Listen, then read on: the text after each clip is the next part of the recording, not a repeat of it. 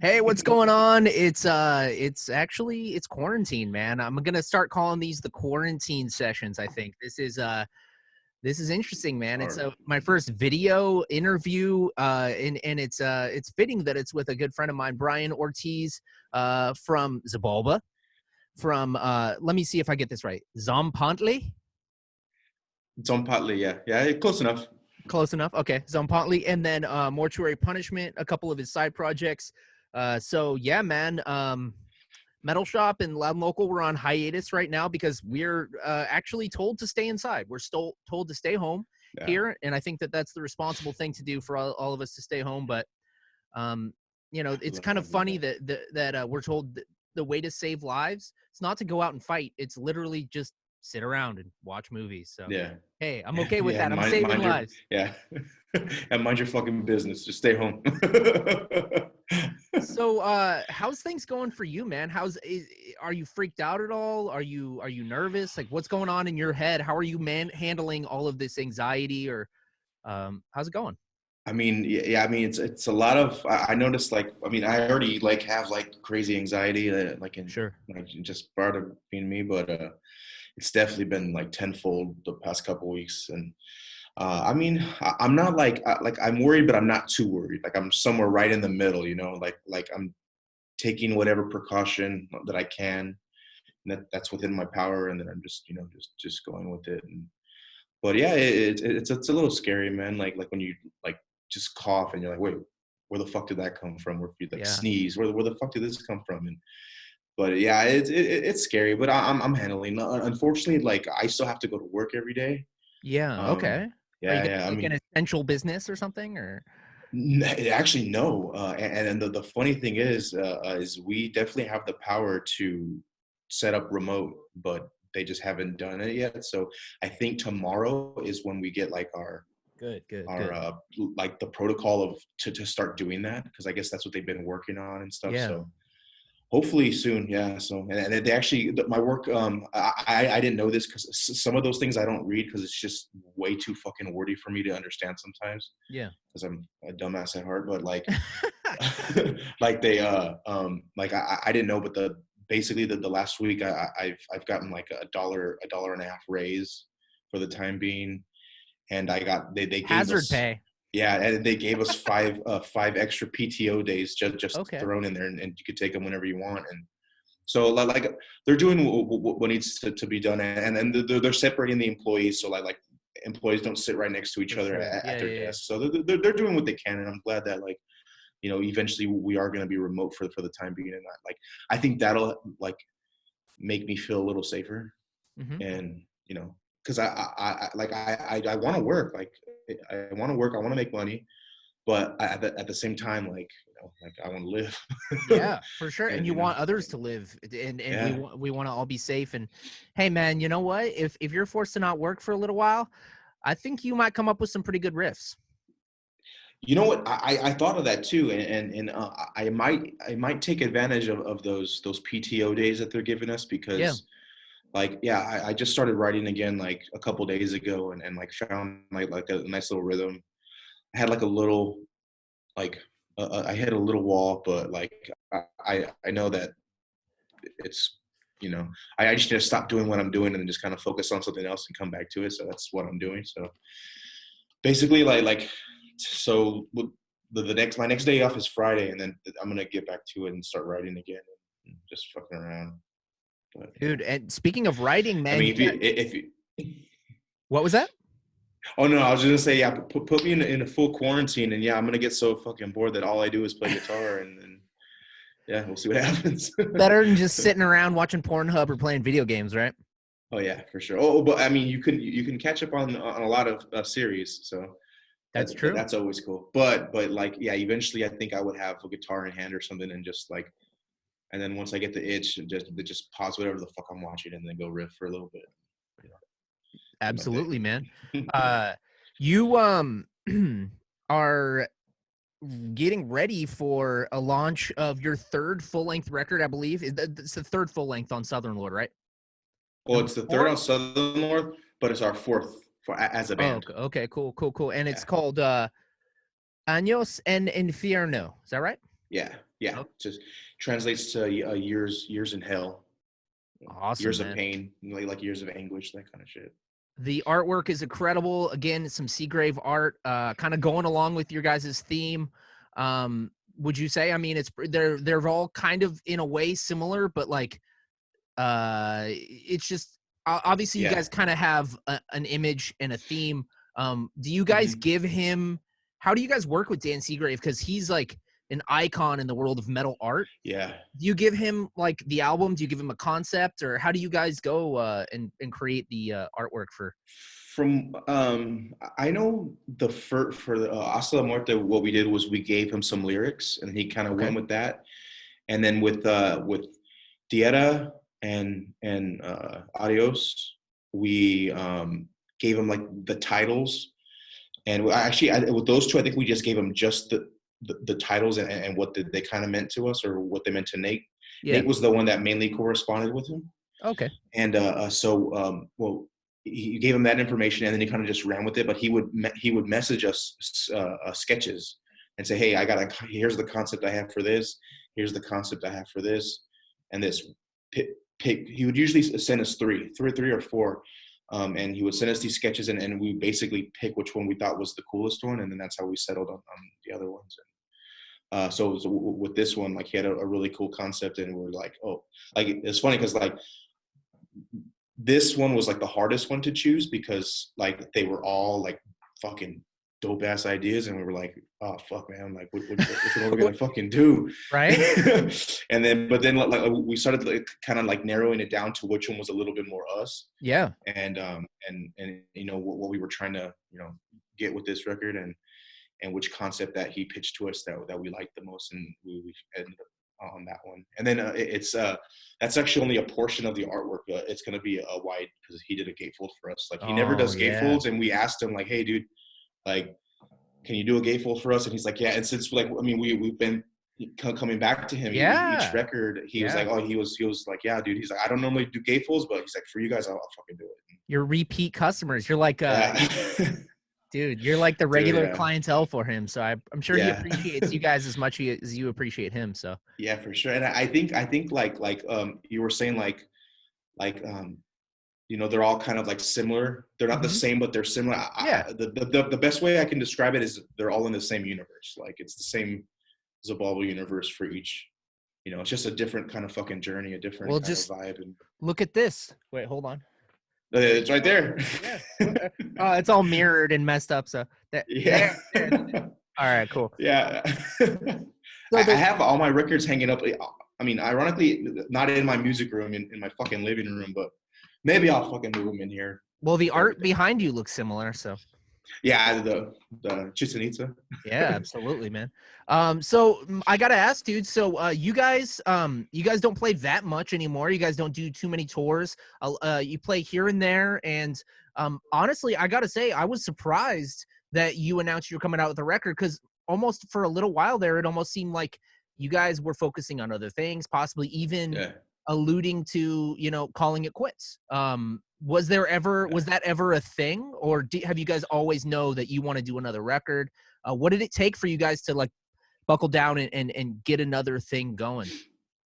Well, I mean, like, it's just one of those things that like life happens and all kinds of shit happens, and like we had been writing this record for a couple years. If we didn't have life to handle and all that shit, I think we could have written this record a lot quicker. But then it wouldn't be the record that it is right now, like, so there's a give and take. But it's just mainly life and schedules, conflicting schedules. I mean, Nate's work schedule can be really hectic, and we kind of have to correspond with him. But now Yeah. that Jason's got like a serious 9 to 5, it's just really hard for us to actually get to even jamming. Like I would have like, there's so much stuff that didn't make it onto the record because Yeah. we just couldn't find the time to jam. And then when we finally got everything written that we wanted, it was we buckled down and recorded and jammed them out and stuff like that. But like it's just hard to get us together, honestly. Yeah. And like outside of like I mean, I still like see like the guys, you know, pretty regularly. I like not as often as I like to, or as we like to, because Hmm. you know, like I said, that's that fucking stupid life shit. But It's cool to see though, man, yeah, and I'm stoked for it because you guys are one of my favorites. You guys are my dudes. I'm stoked to see you guys again, and let's hope Northwest Terror Fest happens. yeah, yeah, A lot of craziness happening in the world right now. So let's just kind of take it as it goes. You can't really, I mean, yeah. it's hard to make plans right now, you know? Yeah, no, no, I hear you. And just one of those things we're just, like you said, like what we're doing over here is just kind of taking it as it comes to us, and just going with the flow, seeing what happens, and you know, just handling it. But you guys kind of are producing a soundtrack for the end of the world, so that's fitting, right? Yeah, yeah, yeah. I mean, I think it's one of those things like it's either gonna be the soundtrack to the end of the world, or it's gonna, you know, make you immune to this fucking virus and scared away. I don't know. We can only hope, man. So Yeah. so what's Maybe it's the cure. give us a little taste, man, because obviously we can't play any songs from it, but give us a little taste, man. Like what's something we can expect from the record? I mean, if I mean for fans that like have been listening to the band since like our inception, or even from Asta on, like I mean, like each record has gotten progressively more like just closer to straight up death metal, and I think this For is sure. basically going to be that. It's just going to be, you know, a little bit. It's just going to be a little bit more death metal and doom metal than the last record. And but when we still have like that groove that I think hardcore kids can vibe with. But I think it's going to be just one of those records that kind of like brings different types of motherfuckers together. You know, like kind of like the Cro-Mags, or like you know, like Blood for Blood or something like that, or you know, just you know, that's something that everybody likes. Like, you know, metalheads fuck with it. You know, fucking hardcore kids fuck with it. Punks fuck with it. You know, That's like yeah. old rocker fools fuck with that shit. Just one of those records, you know. But yeah, I'd say like our doom and death game has just been up just a little bit, and while still retaining our like, you know, our groove and, you know, kind of like hardcore essence, you know. It's all That there. It's sounds all great. there. Yeah. So Uh I hope you guys enjoy it. It's heavy. It's probably our heaviest record, I think.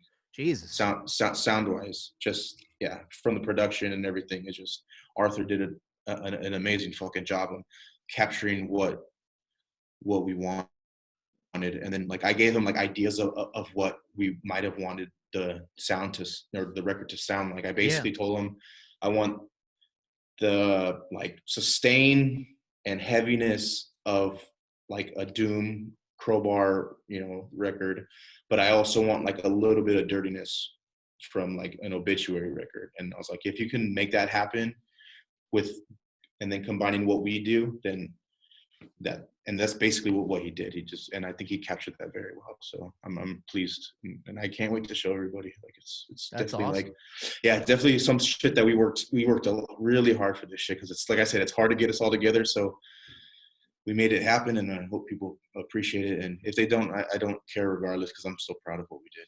There you go.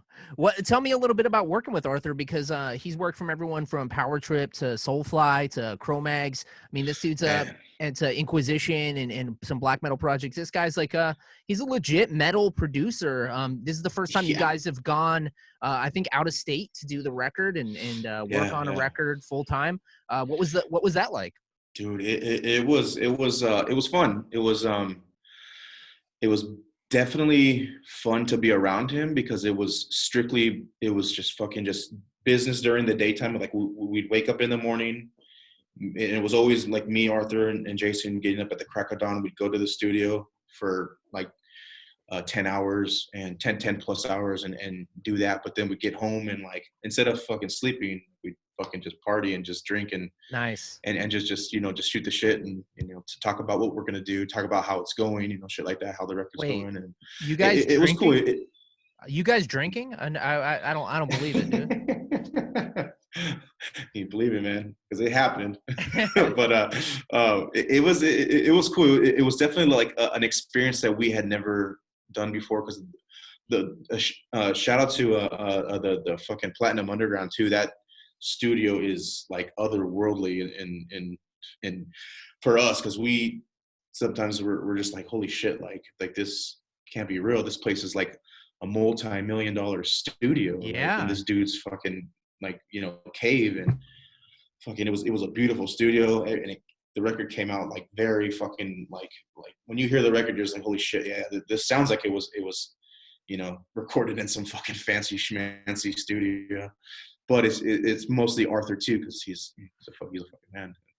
Yeah, it was great working with him, and just being locked away for a week in Arizona, and just like hanging out with him. And shout out to John.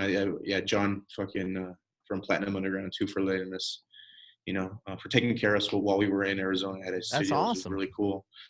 I definitely want to go back there and give him some fucking business. Well, tell me a little bit about your side project. So I have both your records. You have Mortuary Punishment, which you started first, and then Tzompantli. Are you still doing Mortuary Punishment, or are you focusing more on Tzompantli? I'm focusing more on Tzompantli. Tzompantli is a little bit more of like a passion thing for me. I really want to do just like a vibey, like death doom project with like a lot of black metal kind of like vibes, and like the ritualism of like black metal. Yeah. I really want to do that. It's like a passion project for me, because I know it's something that Xibalba's not really, about. And Mortuary Punishment's a little like more like just kind of like just grunty tough guy, like fucking death metal.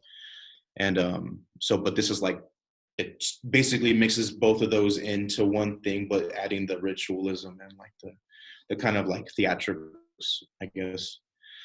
So that's I'm more focused on Mortuary Punishment. Like I just did like I literally wrote that demo in a couple of hours. Wow. On a Saturday. Yeah, I wrote it in a couple of hours on a Saturday. And then like I got enough like positive feedback that I was like, I'm just gonna try to like record this and see how it goes, and see if I can make tapes. And I tried to do everything myself just to see how, like, if I could do it. And Yeah. and it went very well. So like I basically try to take that same energy and do it to something that was a little bit more serious. And like Tzompantli like was basically like that project, and like I wanted to take it a little bit more serious, but at the same time, like, fuck man, I got rent to pay, I got all kinds of fucking bills. So I was like, well, what if I try this to record it myself? And and that's what I did. So I was like, dude, I can get this music out, and on my own dime that I don't have. So I was like, fuck it, I'll just record everything myself. And that's what I did. And I mean, it doesn't sound the best, but I mean, you get the gist of it, you get the idea. And then like hopefully somewhere down the line I can actually record it and get an actual record done, and do whatever I got to do with that. And, well, it seems like yeah. it was a side project solo thing, and then you got asked to play a show with Crowbar. I'm assuming the show is probably not going to happen though, right now, or did it get canceled? No, yeah, because it was supposed to be last Tuesday, and it got canceled because Crowbar basically they were touring out to LA to meet up with Sepultura and Sacred Reich. So they were going to play that show and then start the tour the next day with Sepultura. And a couple of their shows on the way to California got canceled, and then the Sepultura gig got canceled. So then they're just like, okay, we're not gonna do anything. And everything's canceled. The world is canceled right now. Which for someone that's already a fucking like anxious fucking hermit, like it's not that big of a deal for me, because I'm like, fuck, this is like my normal fucking life anyway. So like whatever. So social isolation is normal for you? I wouldn't say complete isolation, but definitely social. Like I just hang out with my fiance at the house with our dog, and we just chill. I'll go to my family sometime.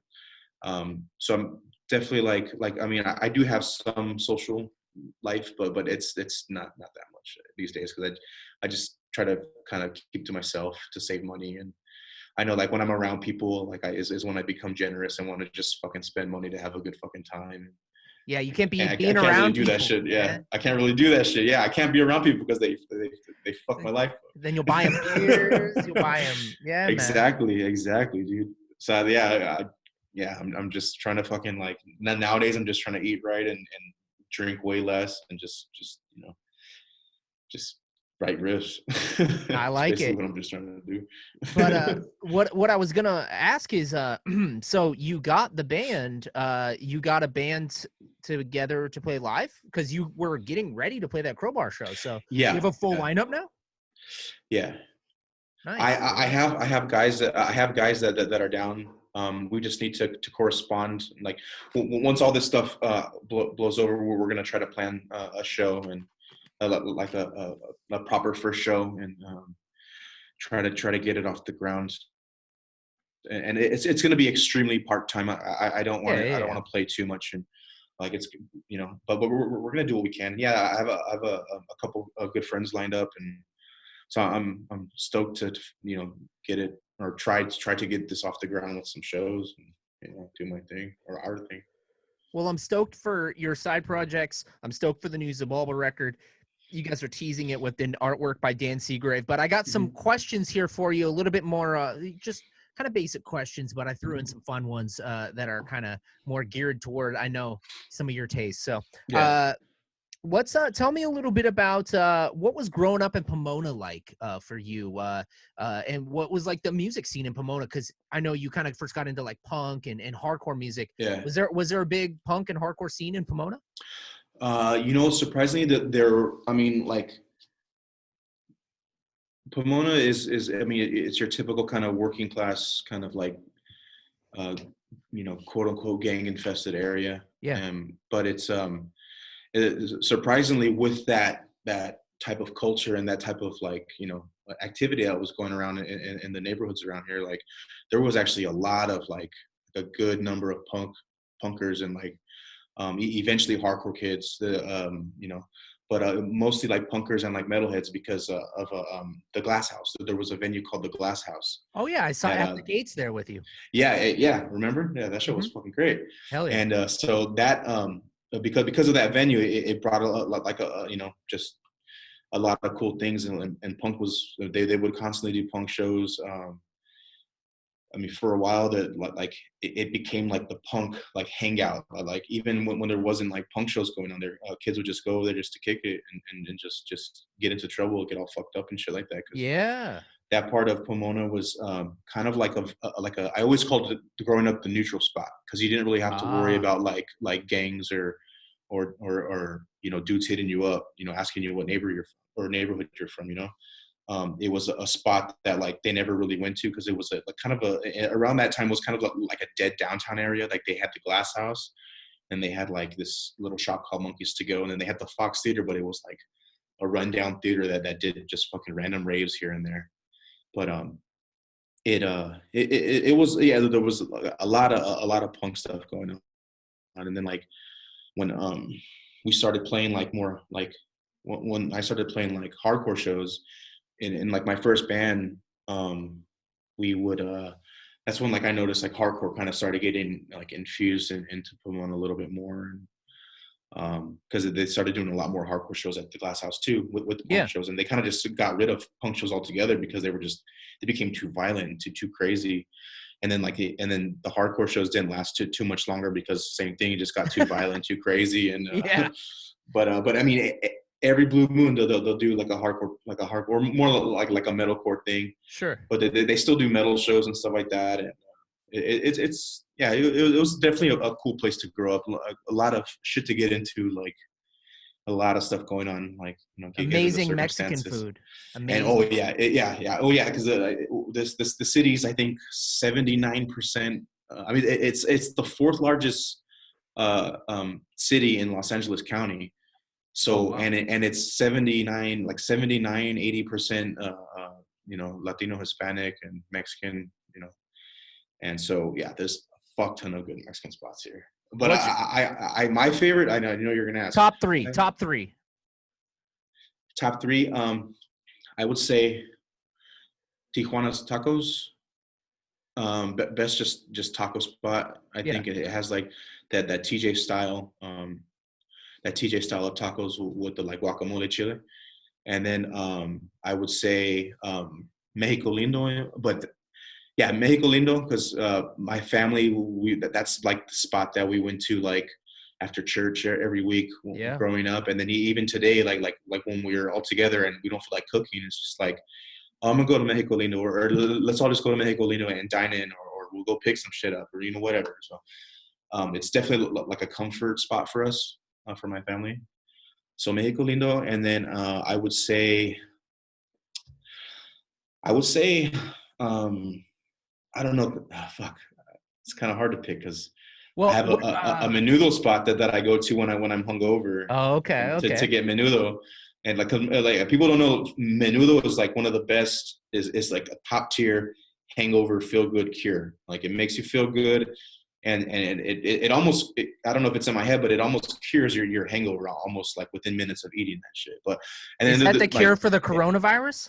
you know, Menudo? it might be because fucking I mean, I don't know the proper numbers, but Mexico has like very very minimal fucking cases, and they won't even let Americans into the country. But I'm gonna have to go with this new spot because since like I have kind of cut down my meat intake. There's this place called Borreguitas in Pomona that's a vegan. It's all vegan Mexican food, and it's Nice. bomb. Yeah, so I'd say Borreguitas. But yeah, yeah. Jaritos dos shout out for the menudo. Well, Brian, where do you go after church these days? To my room to play music. When's the last To time play the you devil's music. When's the last time you actually went to church? When's the last time you went to church? um, For like a the Christmas last time I thing? was in a church, I mean, no. Not, I don't want to bring the vibe down, but the last time I went to a church was for a funeral. Ah, yes, yes. Um, and that was that was maybe about 5 years ago, no? Fair And enough. then the time before that, I went for someone's confirmation Hmm. a couple years before that. And so, yeah, it's been a Not while. every week, not every Yeah, week. they've all been obligations. Like I didn't want to go, but I had to go. Fair enough, fair enough. So growing up in growing up in Pomona, what was the first? Pompeo. Yeah, what was the first CD you ever purchased on your own? Like The not very first CD I yeah, ever purchased. with your own money, not given to you by a cooler older brother or like your mom or your grandparents. Like the first one you actually purchased on your own. Okay. Well, I got two answers. So the very first CD that I purchased, it wasn't with my money, but it was with the gift card that my dad gave me because he got a gift card for his birthday. But at a certain age, he kind of didn't really care to buy CDs, so he's like, "Oh, you can have it." I bought Bush 16 Stone in the fifth Yeah. grade. Yeah. And then, but when I finally, I got some birthday money, and I bought and it was like 96 or 96, I think it was. And I bought, no, actually it was a little bit after I got that 16, because it was in fifth grade. So it was my birthday when I was in fifth grade, and I bought a Korn self-titled. Okay. Yeah, dude. Yeah. Blind. Yeah. Are you ready? And then, yeah. And then my mom got me like in between those two CDs, my mom got me Green Day Dookie and Offspring Smash, because I had like mowed the lawn like X amount of weeks straight, and you know, That's right. so that was my reward. What Oh yeah, what were us your Mexicans. what were your first hardcore and metal bands that you liked, and how'd you get turned on to those, like MTV or what? Strife. Nice. Basically, my sister was telling me and my cousin about. It was in the sixth grade, um, and she was telling us about, because like we started like liking like more like aggressive music and stuff like that, and we were listening to all kinds of crazy shit like Soundgarden, Pantera, Slayer, Metallica, all that shit. And but Bad Religion and Pennywise were like and Rancid were our favorites too. So like Yeah. she was like, oh, if you guys like punk, like you guys will probably like this band called Guttermouth. And we're like, oh, that sounds like a fucking crazy name. Like, hell yeah, that sounds sick. Yeah. So she told my Nina about it. So for my birthday that year, it was in '97, and it was my birthday. So my Nina she bought us all tickets to go see Guttermouth. and it was Descendants' last tour. Oh man, that's awesome. So it was Descendants headlined, Guttermouth played under them, Less Than Jake played before them, and then Strife opened the show. What Actually, a cool there was a band mixed that played bill. before. Yeah. There was a random local band that played before Strife, but we got in like right as they finished. Yeah. I literally had no memory of who it was, what they sounded like. But we got in, and I went and we bought a Guttermouth shirts, and we went to go stand up front for Strife, because we didn't know anything like any better, so we just went, and this band Strife starts playing, jumping all over the fucking place, all kinds of crazy Stage fucking dives, energy going on.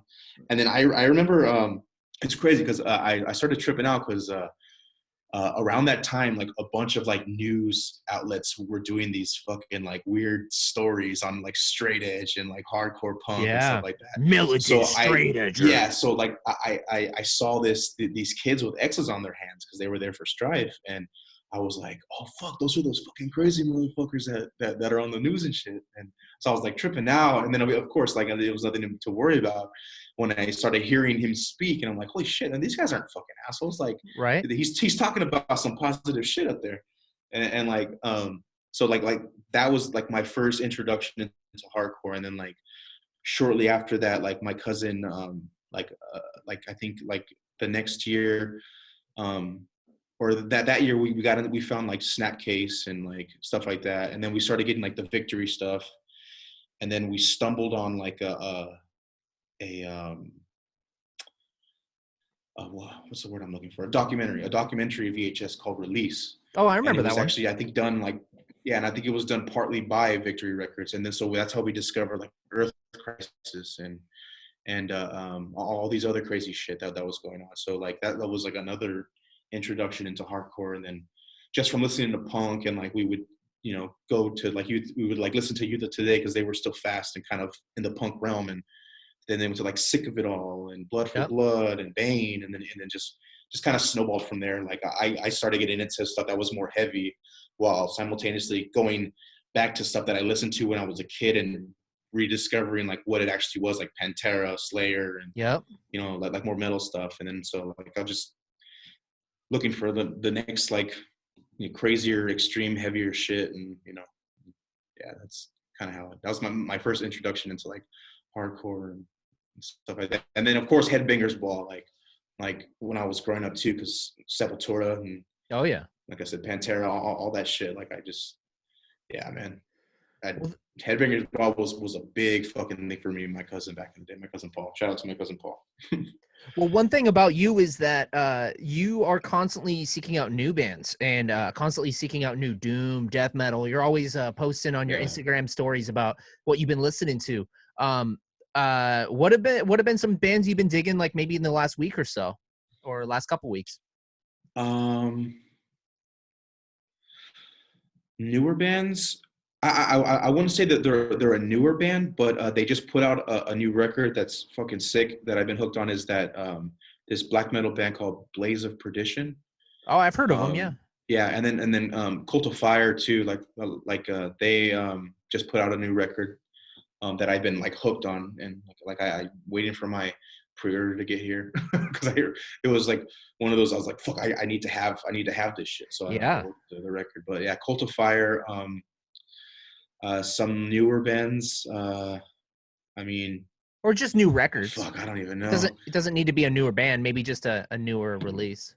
Just newer. Fuck, man. I don't know, man. Like I'm constantly like listening to a lot of stuff. I have my Spotify opened up just to give me. Oh yeah, there's this band. They're actually from out here, I think. They're called a Yawali. It's like a Nahuatl like word. I'm not really sure what it means, but it's like has that like kind of like a Mexica Aztec vibe, but it's like black metal. Wow. Say that again. What's their name? A Uwali. Oh, okay, cool. Yawali. I think that's how you say it. I'm probably mispronouncing it, but they're from Los Angeles, and it's like kind of like in the realm of like Blue Hummingbird on the left, full on kind of stuff, and same energy, same vibe, just like kind of like really ritualistic, like Mexica black metal, Aztec black metal stuff. And, that, and then like that that band got me to kind of go down a rabbit hole with stuff that was put out by them. And there was another band called Viento. I think they're from Los Angeles too. Same thing, kind of like a more of like a melodic kind of black metal, like atmospheric black metal. Okay. And yeah, that, and yeah, so some other shit, and just all kinds of stuff, man. Like yeah, dude, I don't know. I listen to so much stuff that I have to kind of like go through my fucking library and see, oh shit, okay, this. You know? I got to admit that sometimes I take screenshots of your story just so I can find out about some stuff that I don't know about. Add it to the Metal Shop playlist, Dude, man. yeah. Hell yeah, man. Yeah, You should have your own radio show. Well, let's talk. Yeah. Let's talk about Realm of Madness. So you and some friends, actually, you guys have your own metal podcast called Realm of Madness, and it's been going on for quite a while now. Yeah. It's out on Spotify. Yeah. What's kept you motivated to do Realm of Madness, man? It seems like a fun vibe going with you guys. Yeah, I mean, the main motivation behind it is it's just it's basically just an excuse to get together, like with our friends, and just kind of hang out and shoot the shit and like drink a little bit, and then just record what we talk about. Yeah, because a lot of the times we won't really have anything like planned out. We'll have like a couple like bullet points of what we will talk about, but it's just mainly just shooting the shit. And then like lately we've been trying to, since we did the Spotify thing, or on Spotify, we've been trying to keep it to where we get like guests on the show, just to kind of make it a little bit more interesting and less, you know, redundant. And, you know, like, oh, you hear these fucking assholes shooting the shit again for the millionth time, quoting Goodfellas and Sopranos. Like, you know, it's like, okay, we heard that a million motherfucking times, and we always use the same fucking references. So it's like, yeah, okay, we thought we'd like try to like make it a little bit more interesting by trying to have like a guest on every week, and, you know, doing like little mini interviews and just shooting the shit with them and stuff. So, well, that's one thing. Yeah, basically that's kind of what keeps us going, is just to hang out. Realm of Madness. So check it out. That is one thing though about you, is hanging out with you and also Little Brian from formerly of Xibalba in Supernatural Psycho. Is that a band? Supernatural Psycho? Yeah, Supernatural Psycho, and then Born Sinner. Yeah, those bands. He's in Born Sinner too.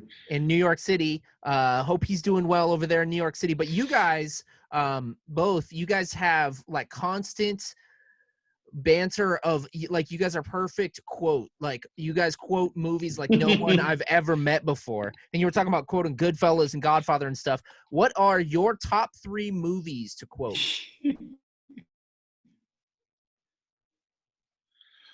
Top 3 movies.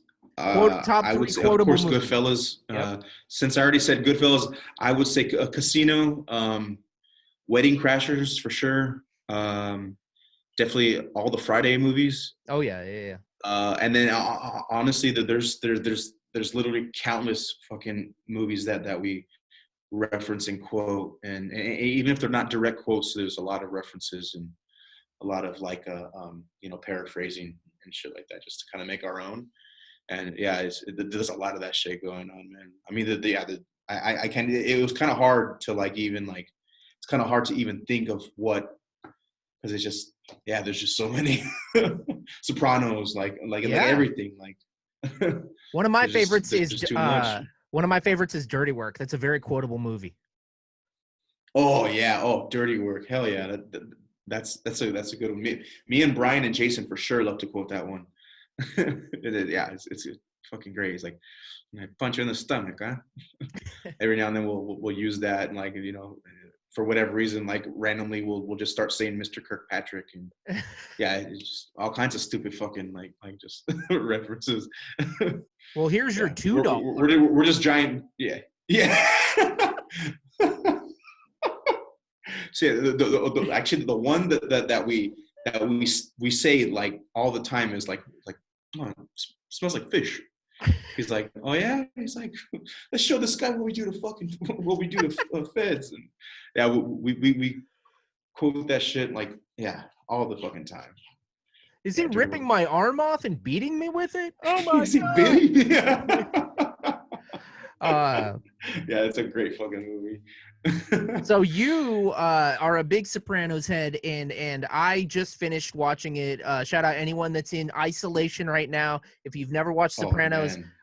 it's not a news flash or anything. You're probably the only person. I thought like I was the last person to watch it, but I finally finished it, and the whole time I was texting you like, "Oh my god, I can't believe they killed so and so," and all this stuff. You're a Yeah. huge Sopranos head. Who Ah, are yeah. I who are got your? a Tony Soprano tattoo. Oh my god. And your dog is named Yeah. Soprano. And That's my dog's name is Soprano. some of your favorite supporting characters, and what are a few of your favorite episodes? um, favorite supporting characters? I gotta go with Silvio Yeah, Dante, yeah. I know you're a big because Janice guy. he's one of the like he's kind of like yeah, he's no hell no fuck Janice. He's just very like very level headed. He's Oh very yeah, cool, yep, calm, and collect. yep. Never gets over over emotional with things. He's He always wouldn't be sweating everything's always coronavirus. calculated with him. Yeah, yeah.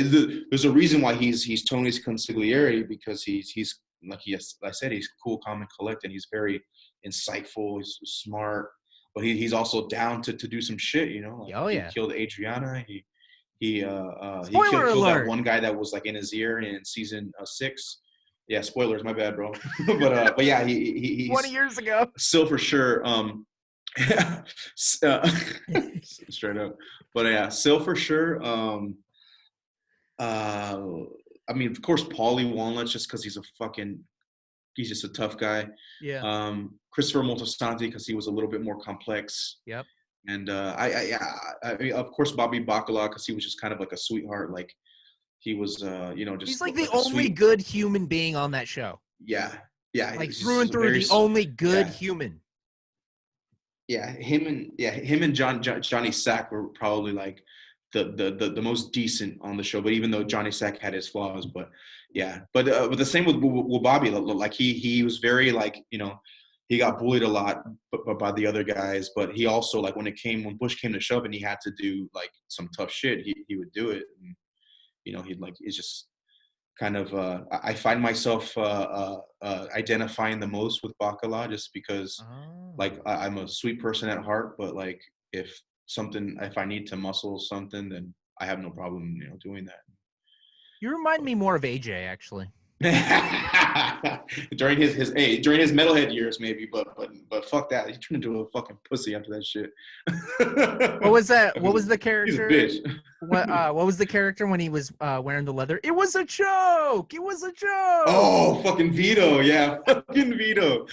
Vito's, Vito too, man. I loved Vito's character because He's awesome. Yeah. he was very funny, and like the whole gay thing was just It's sad, perfect. dude. Like it's Yeah. like you never think about a gay wise guy, and like I mean I'm sure that shit is Yeah. real, and they are in the closet because they come out. It's the shit's gonna happen with Vito. They're gonna get fucking whacked. And Yep. it's sad. It's very sad, and you're kind of just like, oh, that sucks, man. Do they really gotta kill him? But in that world, I'm gonna put a that's spoiler alert on this video for anyone. yeah. Major spoilers. Yeah, my bad. But yeah, I could go on, man. Like there's just so many. Well, we won't keep your. Ralphie Silveretto Oh and my and god. Richie Aprile. Honorable mentions. Those guys Yes. are fucking crazy.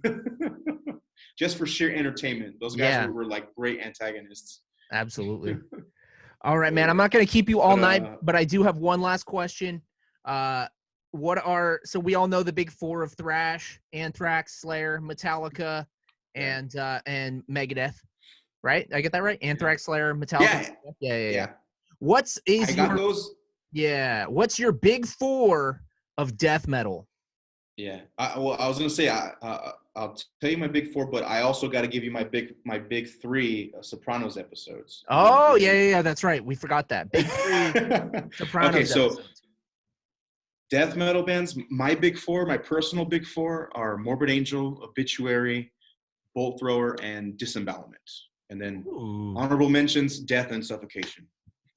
Disembowelment's not one I've heard thrown in the big four. I like it. Oh, I love Disembowelment. I mean, if you like that's basically what I'm ripping off when I write Tzompantli stuff is nice. Disembowelment and Disembowelment and Mortician is basically what I'm going for that. That Mortician. project. Nice.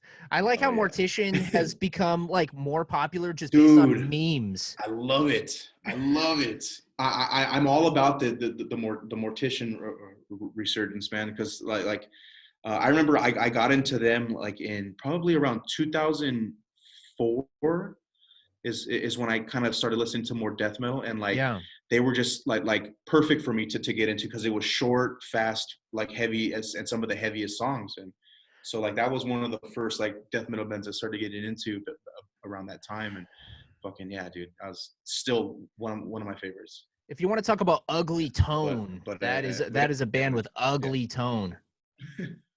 Oh, yes, that is a. Oh man, that's a disgusting tone for sure. Your video kind of disconnected there for a minute, but we're good. We're back. So my last question. Okay. Can you hear me? Oh yeah, yeah, I can hear you. All right, cool. All right, we're getting to the end of it. New Xibalba record coming out here in the end of May. Años and Infierno. But we do have to ask, what are your 3 Sopranos episodes to start? I don't want to I definitely have it thought out. So I don't want to just say the Pine Barrens because everybody knows that the Pine Barrens is one of the greatest. It's so good. Fucking and for people that haven't seen it, it's season 3, episode 11, and it was directed by Steve Buscemi. But nice. My favorite, without mentioning that, is season 6, episode 20. It's part of 2. It's called Blue Comet, and it's the second to last episode. But it's basically where New York and New Jersey, everything just fucking comes to a boiling point.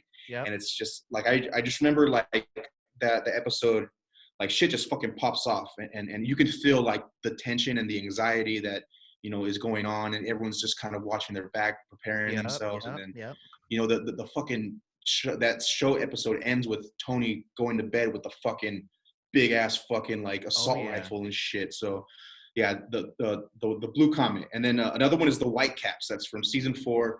That one is the one where basically like the Russian hula calls Carmela and is that's when things started to go real bad. Yes, and the reason like that one is my favorite is because like that fucking the acting that Edie Falco and Tony, like their scenes together where they're arguing is just so like powerful. Yep. And like you can like feel like the pain in Carmela, and like where it's like fuck is she actually acting or is this fucking real? Like you kind of it's a pain that I think a lot of people have felt, and I think that's why that one sticks out.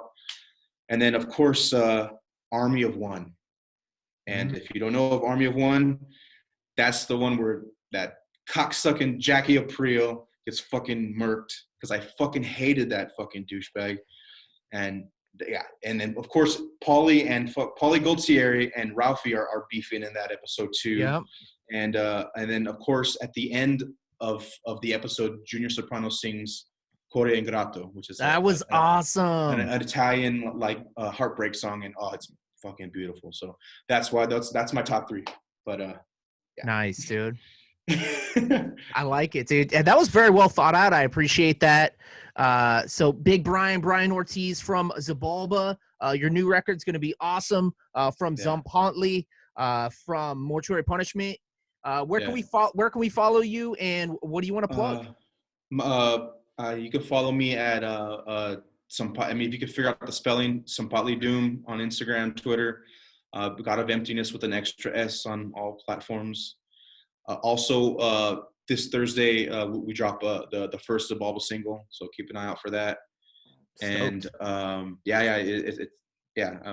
really excited for that. And then just I guess just keep an eye out for all that shit and have fun. Have fun and stay safe. Stay safe. Stay inside. Stay quarantined. Yeah, exactly, dude. Yeah. Wash your ass. Yeah, wash your ass. Brian, thanks a lot, man. Yeah, thank you, brother. I appreciate it, man. Hell yeah. Thanks for having me. Have a good night. You too.